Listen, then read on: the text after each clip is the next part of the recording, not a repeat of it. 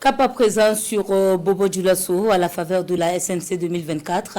La ville accueille le Conseil des ministres délocalisé. Des décisions importantes prises comme le retrait de la Sonabi, du CCVA et du Bumigeb de l'assiette de privatisation.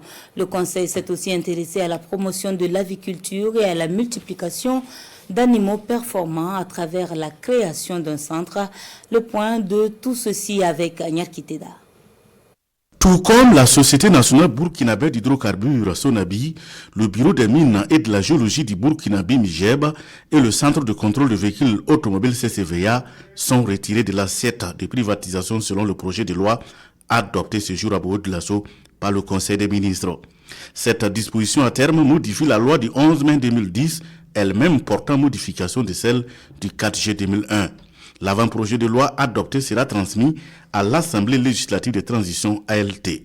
Toujours dans la même dynamique, le Conseil adopte un autre rapport portant reprise de propriété d'actions du Burkina Control SA dans le capital du CCVA. Le CCVA, non seulement une santé financière très solide, mais aussi constitue une structure très stratégique en ce sens que les données qu'elle collecte participent au renseignement pour la lutte contre l'insécurité, la lutte pour la préservation du territoire. Et donc, c'est en se fondant sur cela et partant de la nouvelle vision du gouvernement, refonder l'État et puis réorganiser les secteurs stratégiques en vue d'une économie prospère et souveraine. Alors le Conseil de ce jour a décidé de la reprise des actions qui étaient jadis confiées à Burkina Control. Ce jour également à Bobo Dioulasso, le Conseil des ministres décide de la création d'un centre de promotion de l'aviculture et de multiplication des animaux performants, CEPAMAP.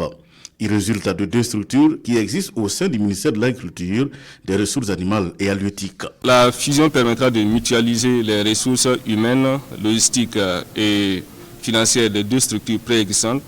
Elle permettrait également de résoudre les problèmes liés à la gestion des centres d'amélioration des animaux performants qui employaient du personnel qui n'est pas reconnu dans les RIM, ce qui nous posait assez de difficultés dans la gestion du personnel et à la longue aller jouer sur la viabilité de ces centres. Autre décision de taille, c'est celle relative à l'adoption des rapports portant suspension du transfert des ressources aux communes pour l'acquisition de vivres et du cartable minimum.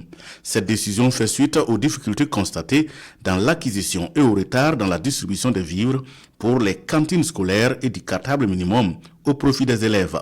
Il est effectivement admis que la cantine scolaire améliore véritablement donc les résultats scolaires et face donc à cette difficulté, de façon souveraine, le gouvernement a pris ses responsabilités en décidant de suspendre le transfert des ressources financières à l'ensemble donc des communes et de procéder à une acquisition directe, un mécanisme donc de réorganisation dans le cadre donc de la distribution et de la mise à disposition de ces vivres à l'attention donc des élèves.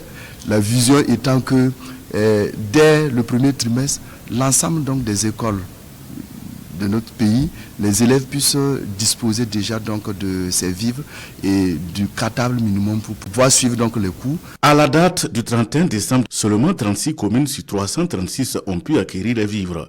Et des 36, 6 ont effectivement réceptionné, ajoute le ministre Jacques Sostène Dingara.